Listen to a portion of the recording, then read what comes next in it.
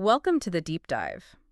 Today we are exploring, well, it's a kind of silent power structure that dictates whether your ideas land with the force of an explosion or if they just sort of slide right past the reader. Mm. We're talking about the science, the history, and the psychology of precise word choice. And that distinction, between impact and just irrelevance, it is so critical. And it often comes down to a single choice of synonym, A single word. a single word. Our source material captured the stakes just perfectly by citing Mark Twain's famous observation. The difference between the almost right word and the right word is the difference between the lightning bug and the lightning. I love that quote. It's fantastic, isn't it? And we are here to help you move beyond just faintly glowing and start generating that lightning strike impact with every single piece of communication you create. That Twain quote is so powerful because it clarifies that we're not debating correctness here. We're Yeah. debating force. We are here to compile all the deep research and the psychological insights into communication impact. And what we found is that a lot of people, maybe most people, are actively sabotaging their own brilliance through poor word choice, often without even realizing they're doing it. It's a systemic issue. It really is. The core problem, which, we see everywhere from internal corporate memos to advanced academic papers, is that people instinctively confuse formality with seriousness. Yes. They assume complex words, long sentences, and, abstract language. They assume that equates to smart ideas. But if those complex ideas don't actually land, what good are they? None at all. They just stay in your head. Exactly. The most effective communication, regardless of how deep the topic is, has always been conversational, direct, and crucially clear. So our mission today is to give you, the listener, a complete understanding of how your vocabulary works, both historically and cognitively. We're going to deconstruct these three hidden systems that govern communication impact and learn how to achieve what you called accessible brilliance. Accessible brilliance is the sweet spot. It's the goal. It means communicating a world-class idea without sounding like you're reading a teleprompter or a textbook. Excellent. I love that term. So let's give everyone a roadmap for this deep dive. Where are we going today? We have three major segments. First, we're going to be tackling the psychological divide. We'll explore why we instinctively reach for these formal book words that actually undermine trust and confidence, and how to consciously embrace conversational, simple, real words instead. Okay. Second, we unlock what we're calling the historical arsenal. This means mastering the three-layered system of English vocabulary. You've got Germanic, French, and Latin, which gives us absolute control over the tone and the register of our message. And finally, We will analyze the fluency trap.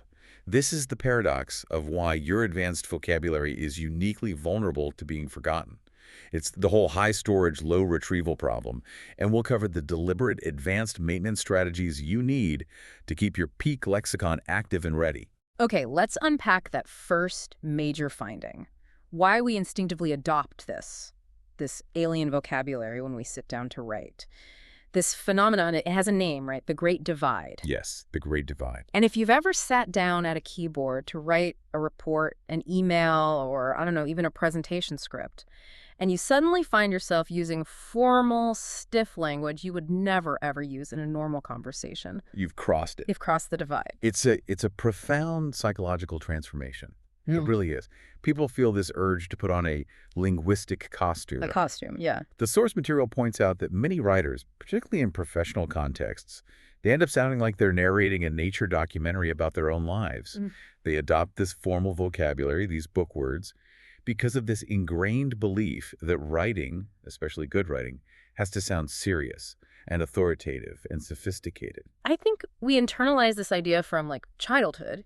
We were graded in school on complexity and sentence length and how many big vocabulary words we use. That conditioning taught us that sounding formal is the same thing as sounding intelligent. So the moment we sit down to write professionally, that little internal editor just takes over and demands elevation. But what's the cost of that elevation? The cost is huge. It's distance. And distance is the enemy of influence. It just is. If you're using words that are overly technical or abstract or just needlessly formal, you create immediate friction for the reader. Friction. They stop focusing on your idea itself, and they start focusing on how difficult your prose is. They feel you're talking at them from, a pedestal, and they mentally check out.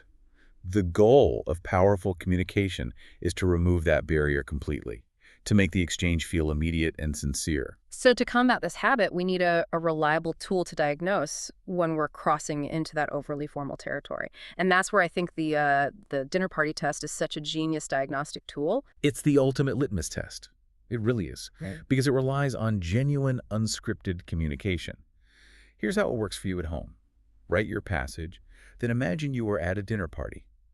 You're relaxed, maybe having a glass of wine, and a friend asks you about the topic. Okay. If you find yourself naturally translating the words you wrote into simpler, clearer, more human language to explain it to them, Yeah. then you've used book words. If the written words and the spoken words match, you're communicating effectively. Let's apply that to a common scenario. Yeah. Imagine you had just a terrible experience with a contractor who was working on your house. Okay. The book version, the one you might write in a formal letter of complaint, might read something like, "The vendor failed to adhere to the previously outlined parameters, necessitating the immediate termination of the contract due to a profound degradation of service efficacy." Wow. Okay, that's a mouthful. Right.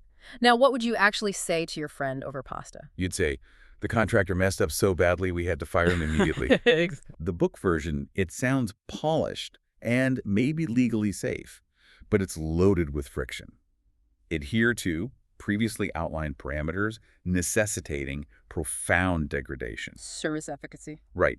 The simple version is direct, it's accountable, and it carries immediate emotional weight. That contrast is the entire difference between just performing communication and actually achieving it. And that clarity is exactly what we are hunting for. Book words are vocabulary you only see on the page. They signal performance. Real words are conversational and clear. And this is key. They are simple, but they are absolutely not simplistic. Right. We're not asking you to dumb down your sophisticated ideas, not at all. We are asking you to warm up the language, to choose clarity over unnecessary complexity. Which brings us to the deeper psychological why. Why is this habit of defaulting to formality so deeply ingrained in us? What is the core psychological reward we're getting from putting on that linguistic costume? It's a form of psychological armor. Formal language feels safe because it provides plausible deniability. We were rewarded in school for density and complexity, and that translates directly into professional life, where formal jargon feels like a defensive mechanism. It's an avoidance of risk. So if you use elaborate, slightly obscure language, it's harder for people to instantly spot the holes in your thinking. It's a smokescreen. Okay. The complexity acts as a smokescreen. I mean, think about the classic corporate phrase that avoids committing to absolutely anything. Optimization of resource utilization is required to ensure projected revenue streams are actualized. Size. I've read that email 100 times. We all have. It sounds impressive, but what does it actually mean? Maybe nothing. It's certainly safer than saying, we need to hire 2 more people and fire the VP. Right. The first phrase is vague, it's academic, and it invites no immediate challenge. The second is clear, accountable, and demands immediate action. And the power of real words, of that conversational clarity, is that it is utterly naked. When you write clearly, there is absolutely nowhere for a weak idea to hide. If your argument or your plan is flimsy, the simple direct language just exposes it immediately. So you, the writer, are forced to have substance. And this is a crucial finding from the research. Clarity demands substance. When you use real words, you have to possess real intellectual authority. So if we accept that our default tendency is to put on this protective linguistic armor, we need a toolkit to strip it away. We have to learn to spot the specific culprits of friction that slow the reader down and dilute our impact. And we've identified 5 primary types of this excessive formality. Okay, let's look at the enemies. What are we hunting down in our own writing? Number 1, unnecessary Latinisms. These are the long, often multisyllabic words of Latin origin that we use when a short Germanic equivalent is perfectly available and, frankly, better. This is just linguistic peacocking, right? It's pure linguistic peacocking, adding syllables without adding any meaning. Why write utilize when you mean use? Why commence instead of start? We see this corporate ritual constantly. Facilitate when you mean help, terminate when you mean end, implement when you mean do. And each of those choices, it's a subtle signal, but it signals a desire to elevate yourself above the reader, not to connect with them. That's it. They add distance. Yeah. And that's exactly why they're so toxic to good communication. Okay, what's number 2? Number 2, passive constructions. This is the classic, almost reflexive mechanism for obscuring accountability. By using a passive construction, you erase the actor from the sentence. You hide who actually did the thing. So instead of the CEO ordered the layoffs, you get the layoffs were ordered. Exactly. Or the political equivalent, mistakes were made. It allows the speaker to acknowledge a problem without taking any personal ownership. Clarity, again, forces that ownership. We messed up when we launched the product without testing it. Okay, what's third on the list? Third is nominalization. And this one is, as we noted, it's the killer of energy. It happens when you take a dynamic action word, strong verb, and you turn it into a static abstract noun. So instead of saying they analyzed the data, you write they conducted an analysis of the data. Yes, or instead of the team improved, you write the team made an improvement. And that creates what linguists call bureaucratic drag. Right. That's the term. It forces you to introduce a weaker generic verb, like conducted, made, performed, just to prop up the noun that should have been the verb in the first place. So the writing just instantly becomes dense, slow, and abstract? Completely. For example, compare this. The establishment of clear communication protocols leads to improvement in team performance, with the energetic alternative. When teams communicate clearly, they perform better. So much better. Immediate. Active. Number 4 on our hit list, hedge words. These are the qualifier words that just erode the listener's confidence in you before you've even finished the sentence. Words like arguably, potentially, somewhat, relatively, or the habitual use of I think, it just screams a lack of conviction. Yeah, if I say, the data arguably indicates that the project is somewhat delayed, you're already questioning my conviction before I finish. Precisely. If you are communicating a decision or a finding based on data, you should never be hedging. You have to be specific about the condition. So instead of that weak phrase, this approach is arguably somewhat effective in certain contexts, did you say, this approach works specifically when our budget is small. That shift completely changes the perception from uncertainty to strategic awareness. That's it. And finally, number 5, redundant formality. These are phrases where we use 3, 4, even 5 words to say what one simple word could handle. They're just pure filler. In order to instead of to. Due to the fact that instead of because. At this point in time for now. It's the language of procrastination. And the underlying issue here is a lack of respect for the reader's time and their attention. Conciseness is a sign of authority. If your phrase, in order to facilitate implementation, truly just means to help do it, you must choose the latter. We have to be vigilant about identifying and deleting these bloated placeholder phrases. So we've learned why we shouldn't use book words, but we still need to understand where all these different word choices actually come from. Why does English have 3 or 4 different words like ask, question, interrogate, that all mean roughly the same thing? And this leads us to the historical roots of our massive synonym surplus. And it all boils down to one violent historical accident, the Norman conquest of 1066. That event, it didn't just change the map of England, it fundamentally restructured its language. When William the Conqueror successfully invaded, he brought with him an entire enduring French-speaking power structure. But the common people, the Anglo-Saxons, they remained, and they kept speaking Old English, which was a Germanic language. And the result was a bilingual society that lasted for centuries, where the two languages just existed in parallel. Norman French was the language of the court, the law, the church, and all forms of power and refinement. And Old English was the language of the home, the farm, the market, and the field. And this is the foundation of our linguistic wealth. For hundreds of years, French words were borrowed into English, often referring to the exact same things that already had a perfectly good Germanic name. But now, the new word carried a higher social status. And the most accessible way to illustrate this class split, literally encoded into our lexicon, is through the cow-beef analogy. It's the perfect example. Think about the social dynamic. Who was the low-status worker, the peasant, out in the mud and the cold, tending to the animals? The Anglo-Saxon. The Anglo-Saxon. So the rough, simple, visceral Germanic names survived for the live animals. Cow, pig, sheep. They named the creature they were caring for. But then those animals were processed, cooked, and served as these high-status meals at the Norman aristocracy's table. Right. And when the food arrived at the banquet, it was referenced by the French-derived terms. Boeuf became beef, pork became pork, mouton became mutton. The entire social hierarchy, who handled the dirty work versus who consumed the refined product, is embedded right there in that linguistic difference. Once you grasp that pattern, you start seeing it everywhere. It informs our emotional and moral vocabulary, too. Oh, absolutely. The simple, intimate, visceral term for personal absolution is the Germanic word forgive. The more formal official release from a legal or religious consequence is the French-derived pardon. Or even in political concepts. The essential, deep-seated, simple human state we all strive for is freedom, a visceral Germanic root. And the legalistic institutional codified protection of that state, often negotiated by courts or governments, is the French-derived word liberty. So freedom is what you feel. Liberty is what the law guarantees. Exactly.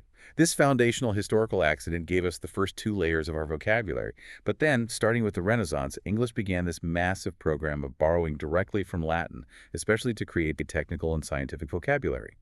And this is why we truly operate on a three-level system, where each layer carries a distinctly different social and intellectual weight. Let's break down these three layers so you, the listener, can use them as a strategic arsenal, not just a random list of synonyms. Starting at the very base, layer 1, the Germanic base, authenticity and visceral impact. These are the oldest, the shortest, and the hardest-hitting words in the language. They are the workhorses. Generally one syllable, direct, simple. Think, ask, run, fight, true, house, begin. The basics. The basics. And because they've been in common usage for 1,000 years, they carry the maximum emotional resonance. They are the language of sincerity, intimacy, and raw emotion. If you want to convey a powerful feeling or a simple, universal truth, layer 1 is where you go. Okay, so moving up a level, we reach the professional and polite vocabulary, layer 2, the French middle, professional Polish. Right. These words tend to be slightly longer, often 2 or 3 syllables, and they feel educated, polished, and refined without being overly stuffy or pretentious. Think, question, aid, residence, commence. Ah, so ask becomes question, help becomes aid. Precisely. This layer is the linguistic sweet spot for modern professional life, journalism, and polite social interaction. It allows you to sound competent and articulate. If you use a French word, you sound professional. If you use a Germanic word, you sound sincere and direct. And finally, at the very top, the specialized language, layer 3, the Latin top, precision and authority. This is the latest addition to English, and it's the most technical. These words are usually multisyllabic and abstract. Interrogate, facilitate, domicile, liquidate, cerebral, deleterious. So now ask and question become interrogate. And their primary purpose is clinical precision and detachment. They create the specialized language that's needed for law, medicine, and advanced academia, where any ambiguity is dangerous. For instance, as you noted earlier, a surgeon has to use the Latinate myocardial infarction to communicate precisely with her peers, eliminating any ambiguity that the word heart attack might carry. And this strategic choice really highlights that often words from layer 3 are not actually replaceable by words from layer 1 or 2 because they've acquired a very specific technical meaning within a domain. That's right. A legal distinction exists between a house, Germanic, a residence, French, a place where one resides for a time, and a domicile, Latin, which is your permanent legal home. Yeah, absolutely. So every single time you choose a synonym, you are consciously or unconsciously selecting a historical register. But mastery requires going beyond simple definition, what we call denotation, and understanding connotation. Denotation is the dictionary meaning. Connotation is the emotional, social, or cultural weight the word carries. And ignoring this distinction is what makes a writer seem clumsy or tin-eared. Let's go back to our set. Tell, inform, notify. Okay. If I'm relaying a story to a friend, I tell them. It's warm, natural, and intimate. Germanic. If I'm writing an official update in a memo at work, I inform the team. It's detached, professional, and transactional. French. But if I choose the Latinate word, I must notify you of the change. See, that implies a formal, potentially legalistic requirement. It instantly changes the implied relationship from one of collaboration to one of compliance. That single choice of synonym transforms the entire context of the message.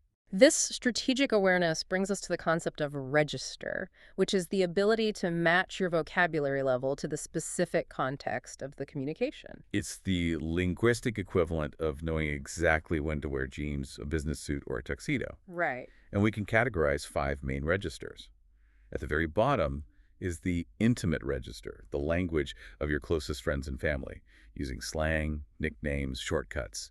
It relies heavily on the Germanic base and requires high context knowledge, something like, need help moving fridge tomorrow, okay? Then there's the casual register, the language of most daily social interactions with coworkers on social media. It's a relaxed mix of layer 1 and 2. Hey, can you help me move the refrigerator tomorrow? The consultative register is the real workhorse of professional life. It balances clarity and politeness, aiming for maximum efficiency without sounding pretentious. It relies heavily on Layer 2 and clear Layer 1 words. Would you be able to provide assistance with the relocation of the refrigeration unit tomorrow afternoon? Bit stuffy but clear. A bit. Then moving up, the formal register, where Layer 3 is expected for gravitas. This is the language of academic papers, official government reports, or high-stakes legal documents.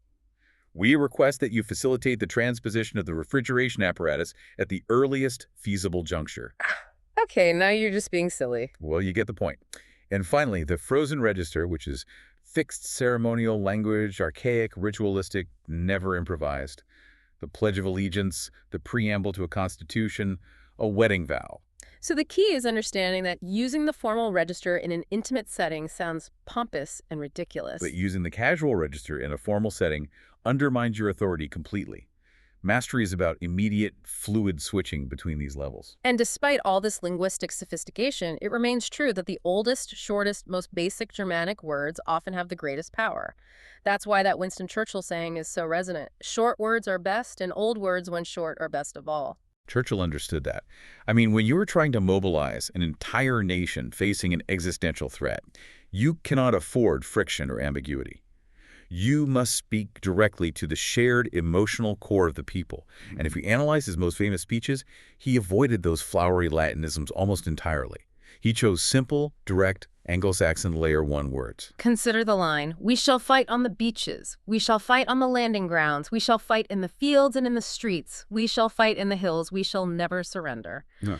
Out of 35 words in that sentence, 33 of them are single-syllable Layer 1 words.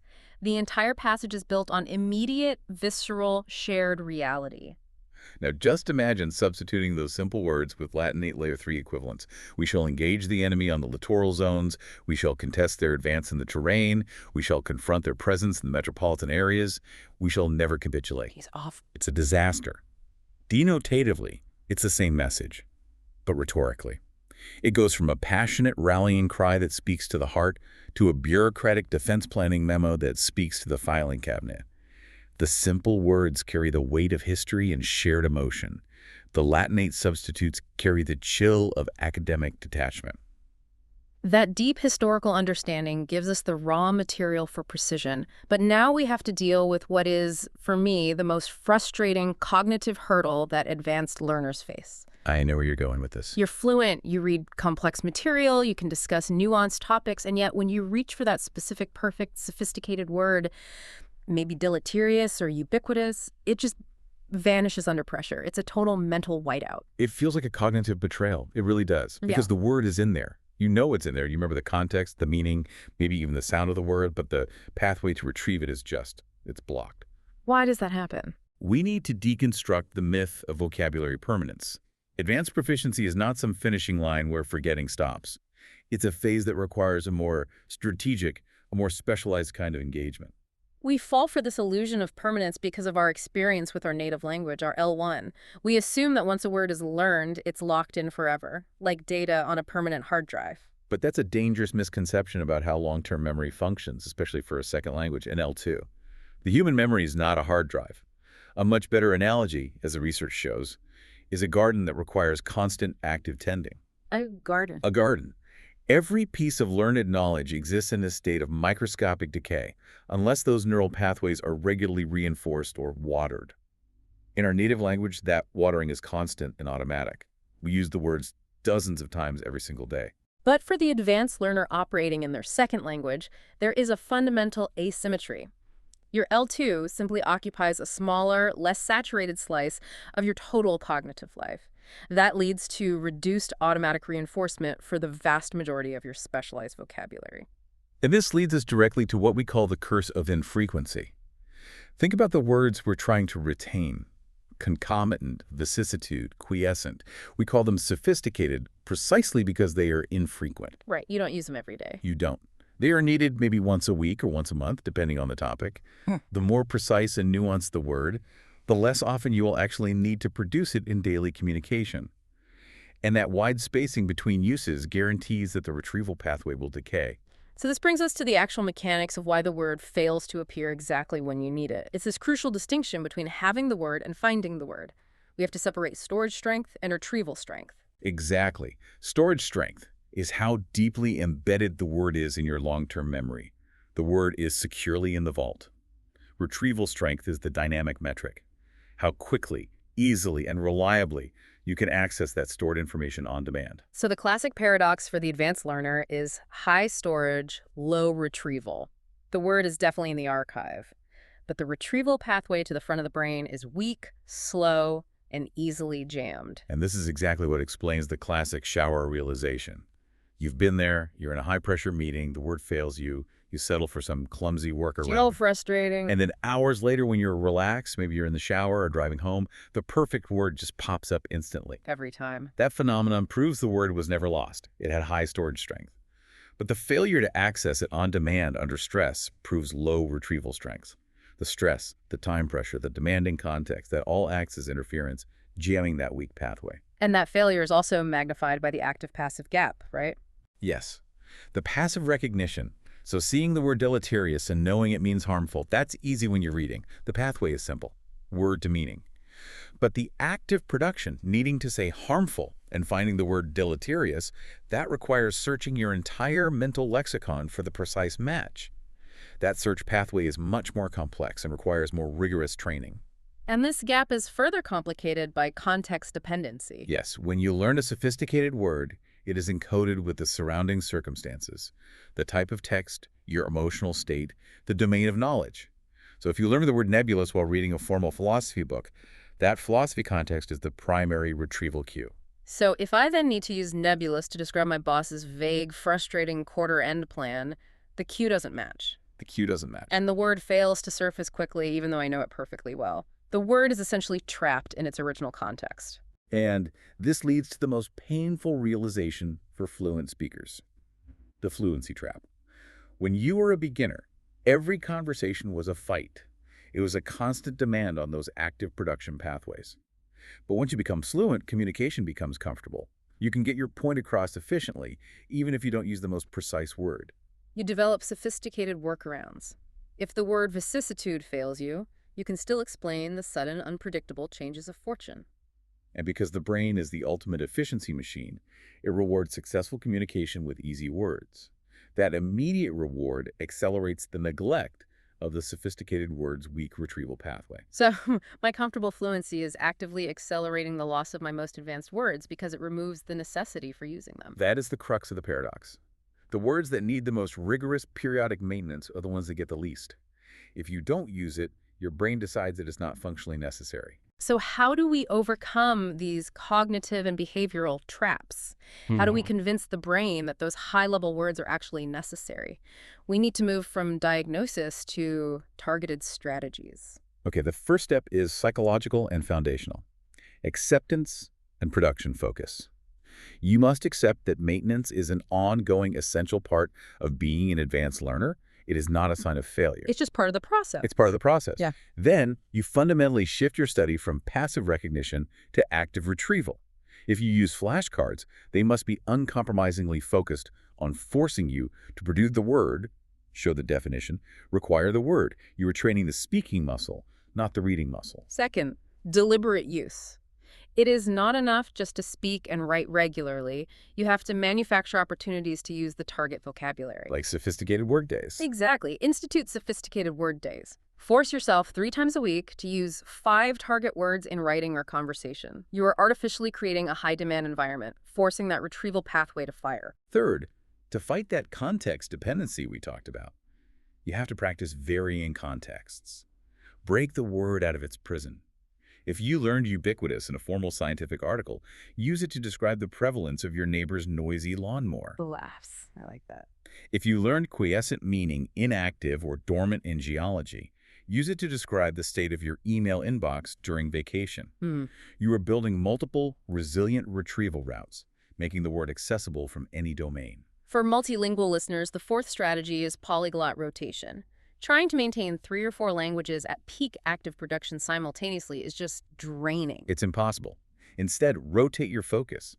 Dedicate a month to intensive use of language A, using the target words, deep-watering the vocabulary while passively consuming B and C. Mm. Then rotate your active focus to language B. This periodic intensive use is far more effective than continuous low-level effort. And finally, a key real-time technique, self-correction and emotional salience. Right. Practice real-time self-correction. Catch yourself starting a weak phrase, interrupt it, and substitute the stronger, precise word. And to make sophisticated words stick, deliberately connect them to vivid, personal, emotional memories. If you are learning welcome back to the deep dive. Today, we're taking a look at the words you choose. Specifically, this profound disconnect between how you speak and how you write. Yeah. It's a really subtle phenomenon, but it's one of the single biggest friction points in communication today. It affects everyone, from, the CEO sending a memo to a student writing their final thesis. It really does. And it's more than just being formal. It's a psychological and cognitive failure to connect. Okay.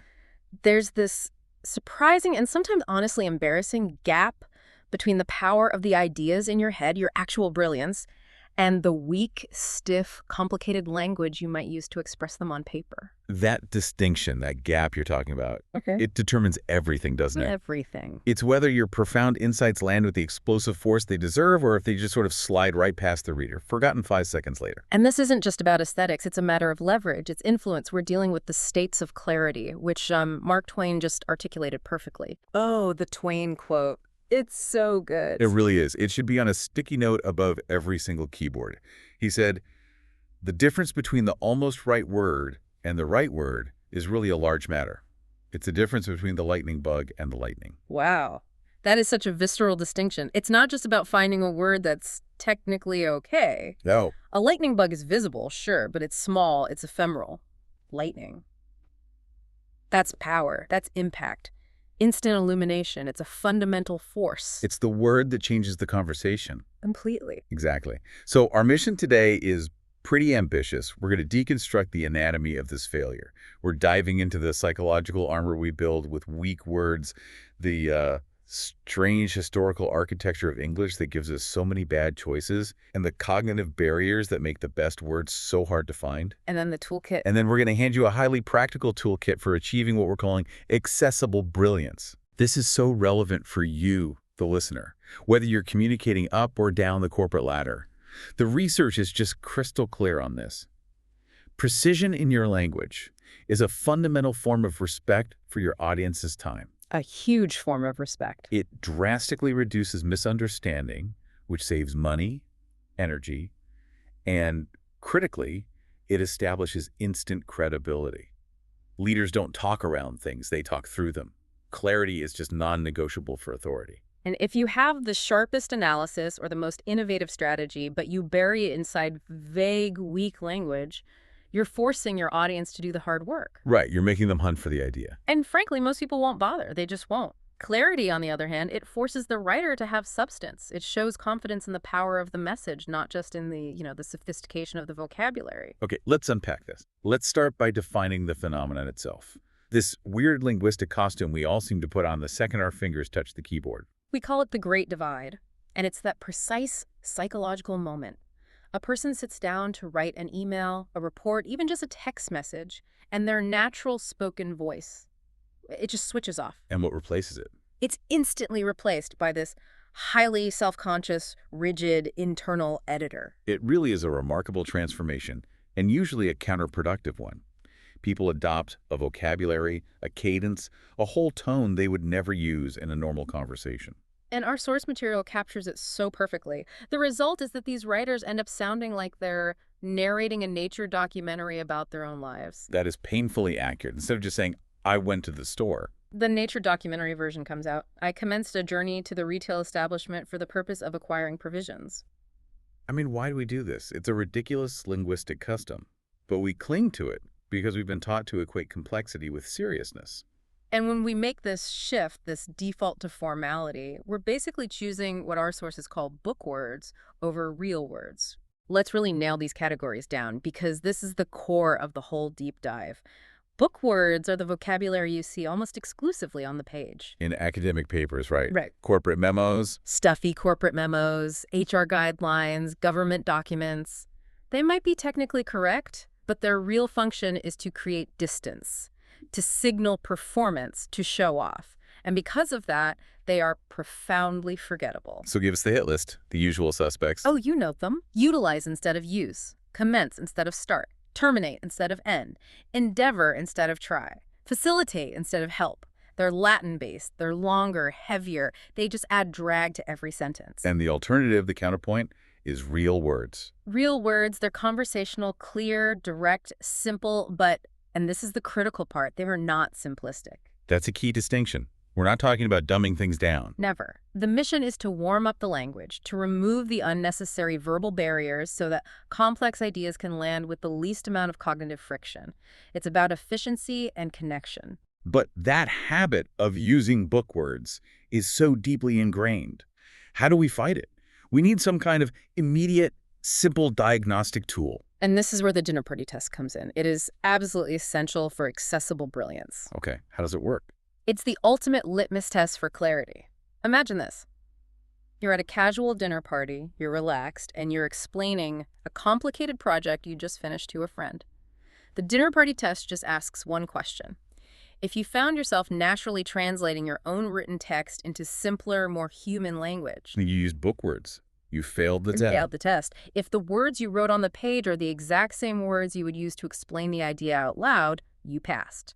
But that need to translate your own writing, to shift the tone and simplify, that reviews all the unnecessary baggage you added. Let's run an example through it, a hypothetical update. Okay.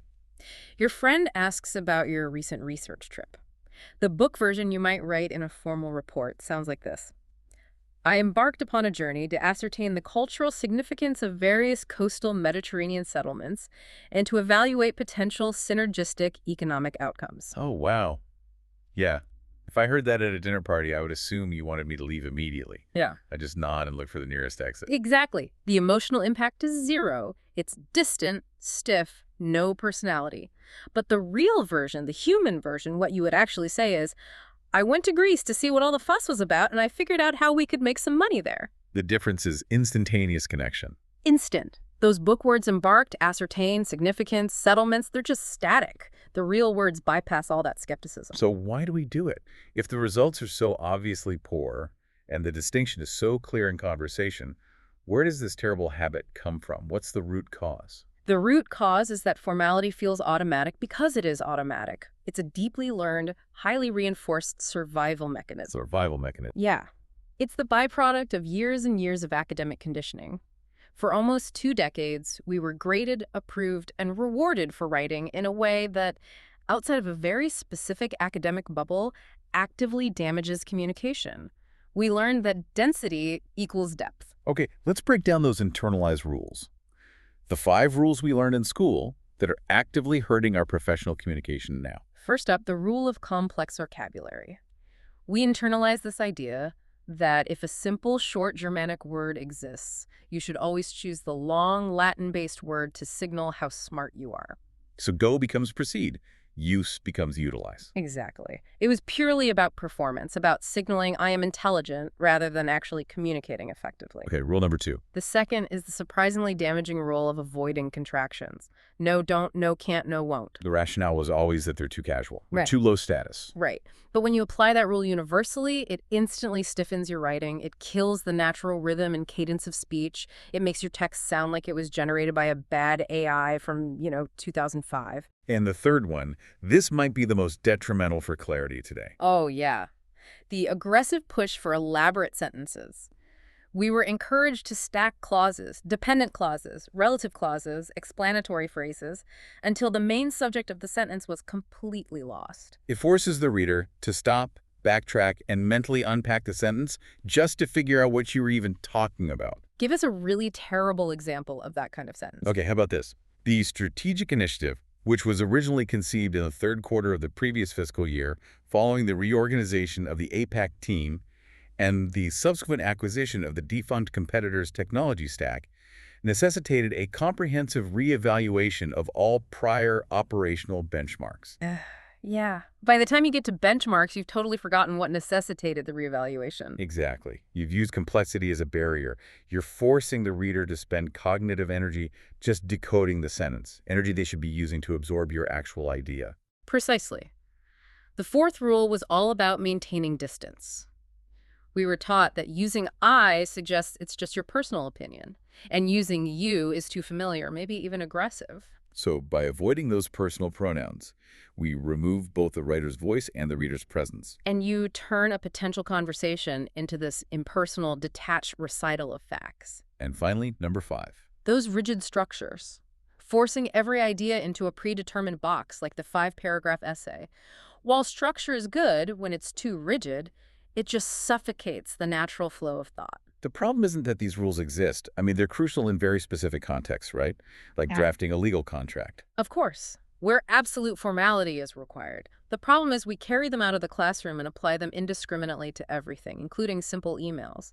We end up writing a simple request that sounds like a legal brief, and the actual point gets buried. Which brings us to the deeper psychological question. Why do we want to hide? Why the performance? The sources suggest we use these book words as a kind of psychological armor. It's a classic defensive mechanism, and it's rooted in risk avoidance. Look, if your idea is strong, clarity is your friend. But if your idea is weak, or you're not sure of your own recommendation, Then that formal, elaborate, slightly obscure language feels safe. it feels safe. Safe how, though? Here's the challenge. If I'm sending an email to a senior partner or a CFO, don't I risk sounding less intelligent if I use simple words?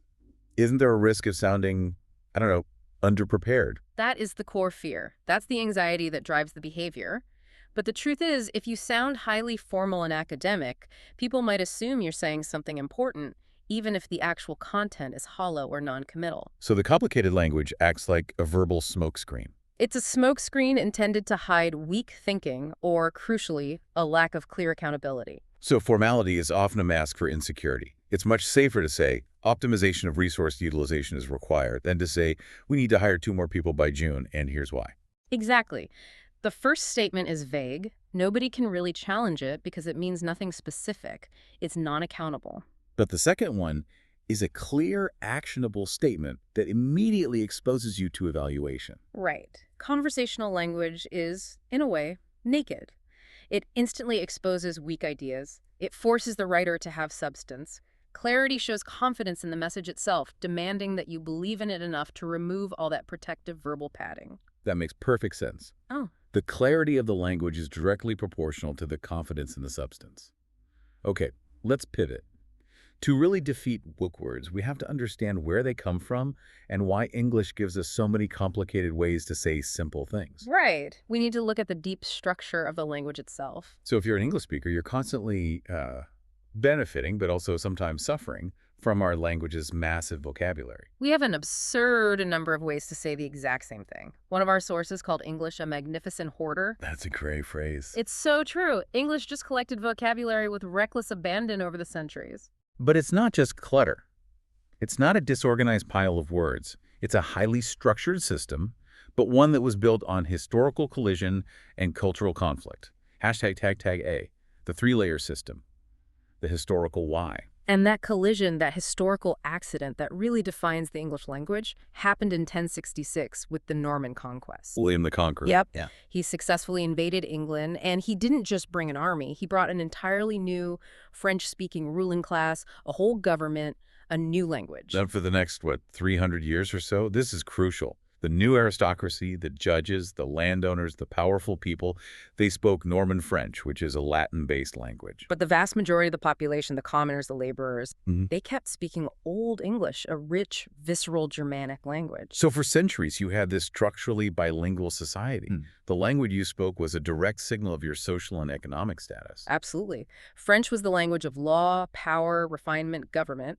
Old English was the language of the home, the farm, the fields, of raw physical labor. And when those languages finally started merging into what we call Middle English, we inherited both sets of words for the same thing. We did. We ended up with this massive set of synonyms, but they still carried that faint, indelible echo of their original social flavor.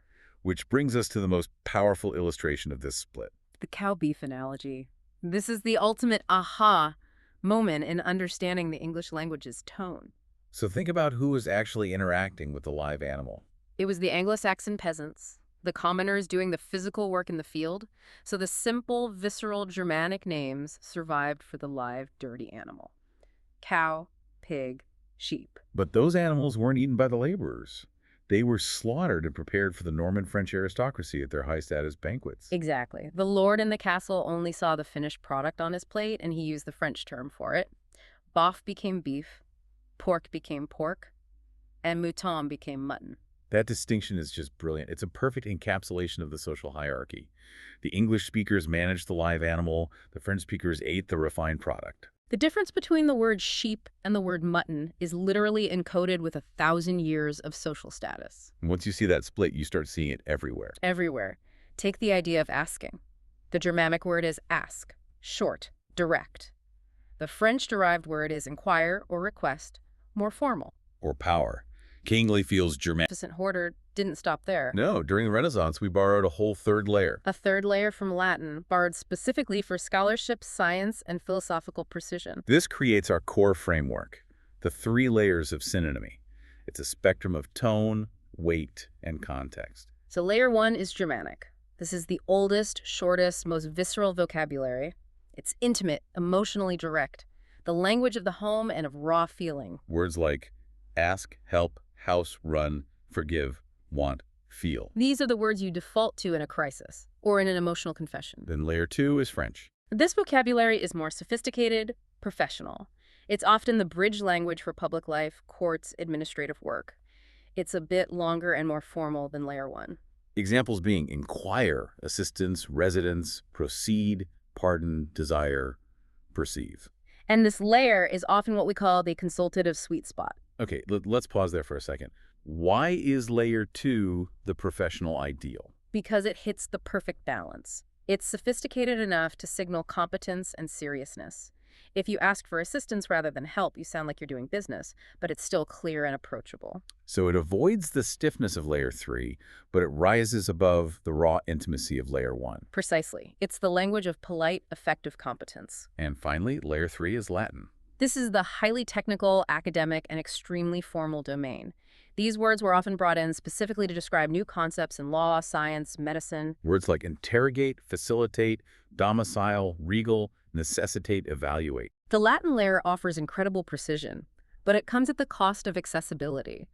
It's essential for a medical paper or a legal statute where you need that precision.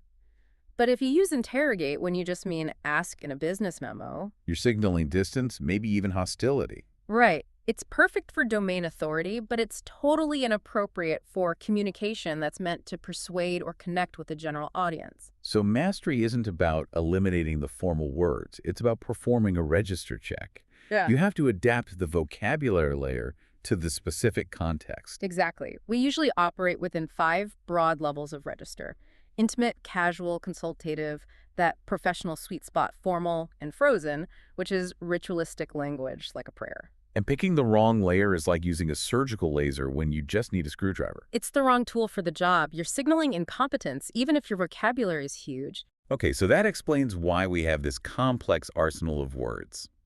Now let's tackle the brain science. Why is it that the most advanced words, the ones we worked hardest to learn, seem to just vanish when we need them most? Hashtag B, the cognitive challenge. Why advanced words vanish? Well, first we have to crush this myth of the illusion of permanence. This is the comfortable but totally false belief that once a word is learned. Like you used it once, you passed a vocab test. Right. You think it's just filed away forever, safe and sound, like a file on a hard drive. But the human brain is definitely not a hard drive. What's a better analogy? It's a garden, a really demanding one. Every piece of information in your brain exists in a state of gradual, microscopic decay unless it's actively used and reinforced. The neural pathways, the little dirt paths leading to that information, they get overgrown with weeds if you don't use them. And for simple, high-frequency words, we don't notice this decay because we're constantly reinforcing them. We use words like go or think hundreds of times a day. But for advanced vocabulary, that constant reinforcement loop is broken. And that leads us right into the curse of infrequency. So think about the words that smart people struggle to retrieve.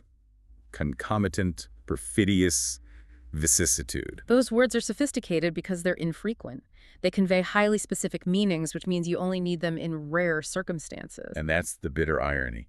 The more precise and specialized your vocabulary becomes, the less often you'll actually need to use many of those words. The gap between one time you use vicissitude and the next could be months or even a year. That wide spacing guarantees the memory trace fades from neglect. The pathways just atrophy. Which is why psychologists distinguish between two different strains of memory. Storage strength and retrieval strength. Okay, so storage strength is it in there? It's the static measurement. The word is definitively in your brain's archives. You know it. If someone quizzed you, you'd recognize it immediately. But retrieval strength is the dynamic part.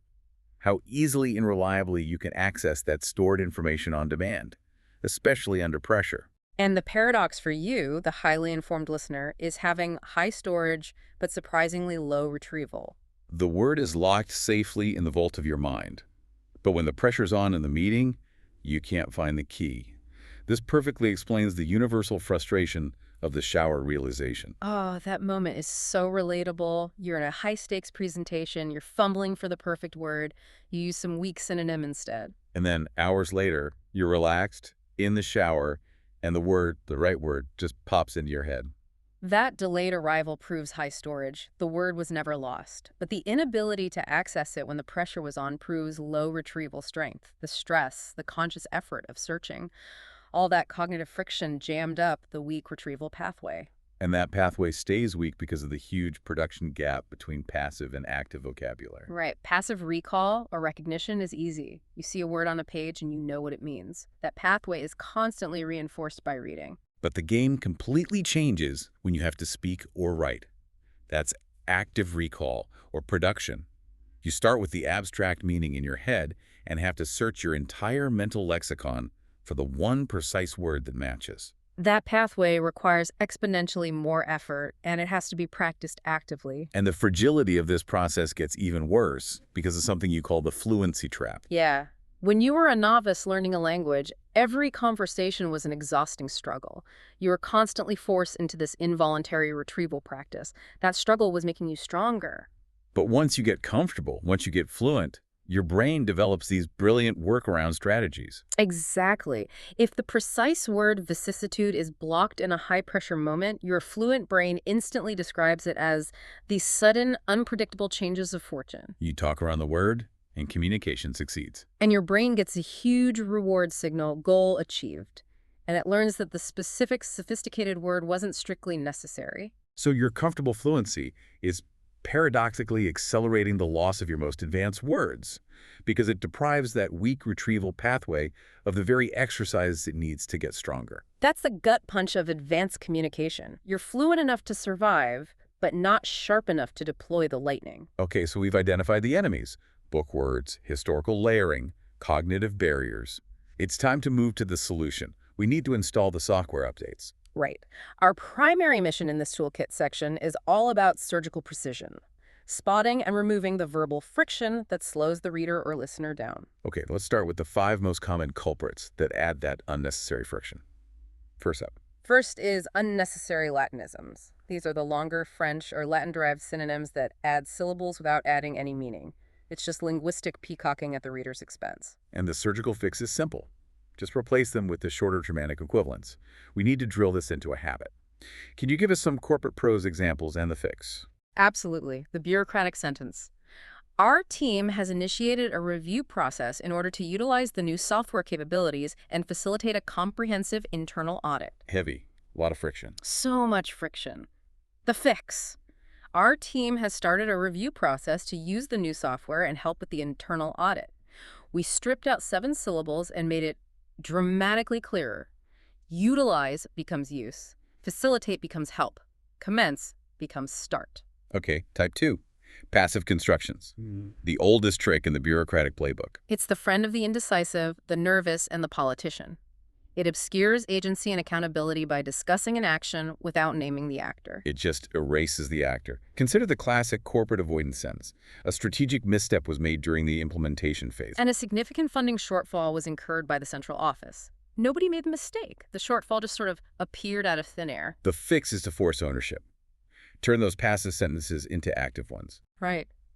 We realized we messed up the launch, and the CFO incurred a significant funding shortfall. Passive voice makes the reader suspicious. Active voice forces ownership and builds trust instantly. Type 3. This might be the most insidious energy killer in business writing. Nominalization. It's the process of turning powerful, moving verbs into static, abstract nouns. Instead of acting, you're just describing the action as a thing, an establishment, an analysis, a determination. It drains all the kinetic energy and requires a weaker verb like make or do to prop up the noun, like the company made the determination to conduct an analysis. It's awful, wordy, and lifeless. The fix is to turn those irritation, irrantics words back into action verbs. Made the determination becomes decided. Conduct an analysis becomes analyze. Our strategic objective requires the comprehensive analysis of resource allocation methodologies, just becomes.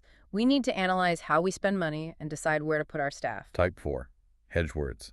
The language of the tentative. You have to ruthlessly cut qualifiers that undermine your confidence and suggest you don't really believe what you're saying. Words like arguably, potentially, somewhat, relatively, seems to suggest. It's all mush, not nuance. If you qualify everything, you dilute everything. Compare the weak version.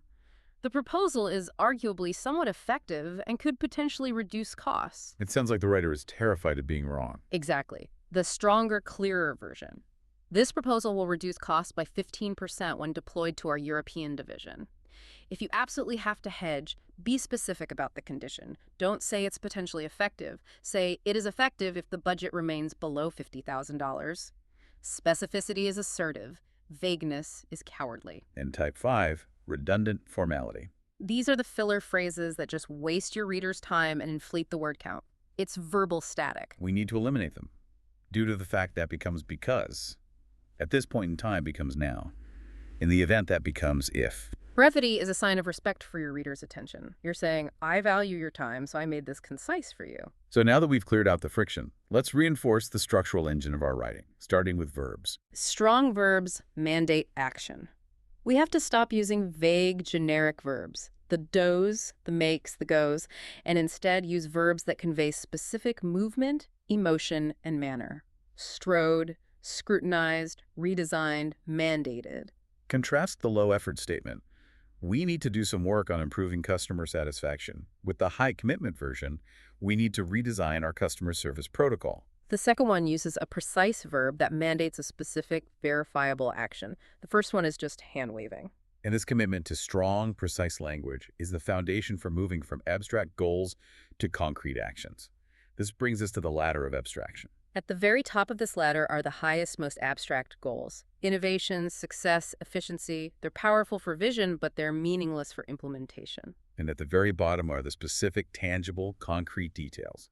37 new clients, a signed contract, the red button on the third floor. The most effective communication moves fluidly up and down that ladder. You start with the abstract vision, the big goal, but you immediately descend to the specific, tangible details that prove the abstraction is real.